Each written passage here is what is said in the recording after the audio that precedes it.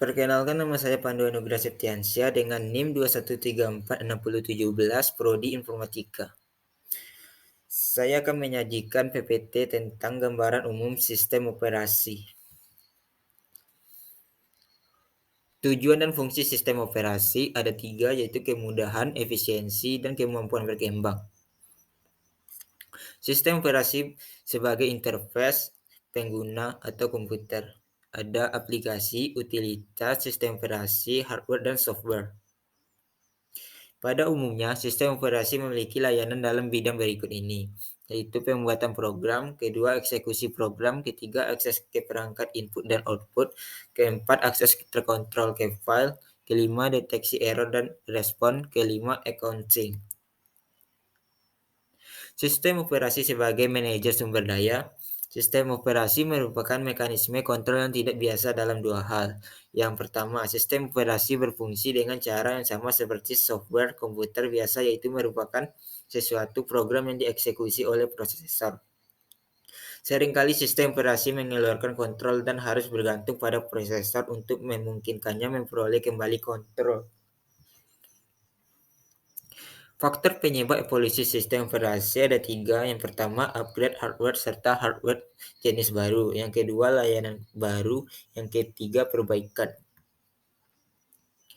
Evolusi sistem operasi ada 4. Yang pertama, pengolahan serial. Yang kedua, sistem batch sederhana. Yang ketiga, sistem batch terprogram jamak atau multiprogrammed. Yang keempat, sistem berbagi waktu atau time sharing. Pengolahan serial.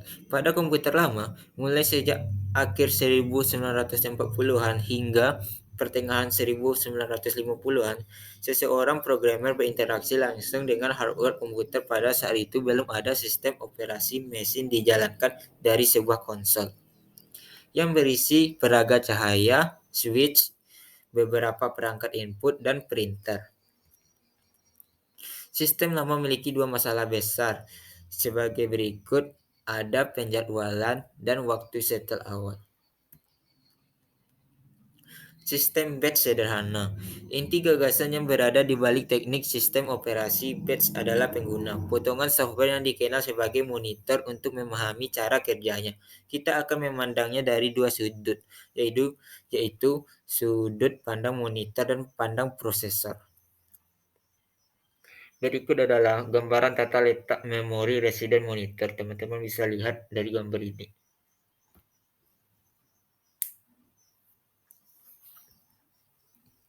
Oke, kita lanjut. Fitur hardware lain yang juga dibutuhkan untuk merealisasikan sistem batch ini adalah 1.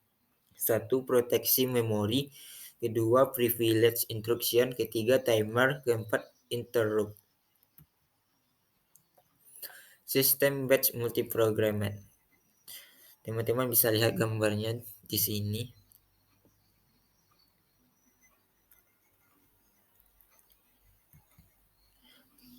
Tiga job 1, job 2, job 3 diserahkan untuk dieksekusi pada saat yang bersamaan dengan atribut yang diberikan pada tabel berikut.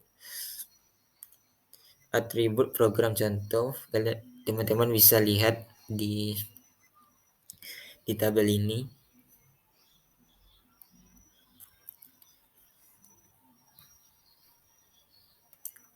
Oke, kita lanjut.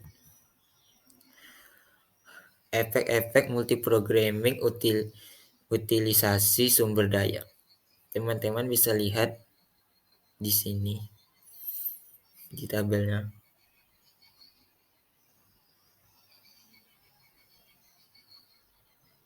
Oke, kita lanjut. Sistem time sharing. Dengan menggunakan multiprogramming, pengolahan batch dapat menjadi efisien. Akan tetapi, untuk job yang jumlahnya banyak, sangat diperlukan suatu mode di mana pengguna dapat berinteraksi secara langsung dengan komputer. Perbandingan batch multiprogrammed dengan time sharing. Tujuan utama dari batch multiprogramming yaitu memaksimalkan pemakaian, sedangkan time sharing minimalkan waktu respon. Sumber instruksi ke sistem operasi pada batch multiprogramming, yaitu instruksi-instruksi job control yang menyediakan perintah dengan job, sedangkan time sharing perintah-perintah yang dimasukkan pada terminal.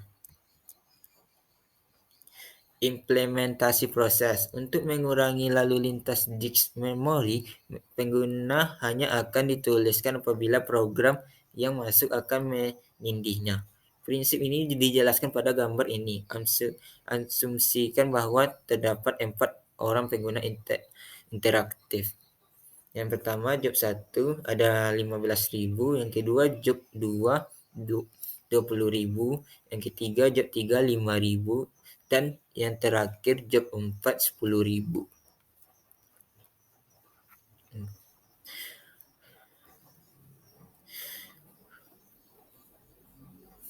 Ada quote mengatakan dari Master Ogiwe, kemarin adalah sejarah, besok adalah misteri, tapi hari ini adalah anugerah, makanya disebut masa kini. Oke, terima kasih. Dengan saya Pandu Negras Setiansyah. Apabila ada yang kurang atau salah, saya minta maaf. Assalamualaikum warahmatullahi wabarakatuh.